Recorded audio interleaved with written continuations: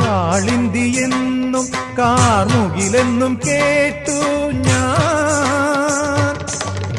ഉറക്കെ ചിരിക്കുവാൻ മറന്നോരെന്നെയും ഉദയാസ്തമയങ്ങളാക്കി നീ. തിരുനട കാക്കാൻ നിർത്തി നീ.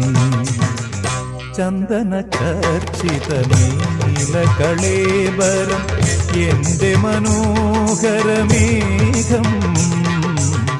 കായാമ്പൂവിലും എന്റെ മനസ്സിലും കതിർമഴ പെയ്യുന്ന മേഘം. ഇത് ഗുരുവായൂരിലെ മേഘം.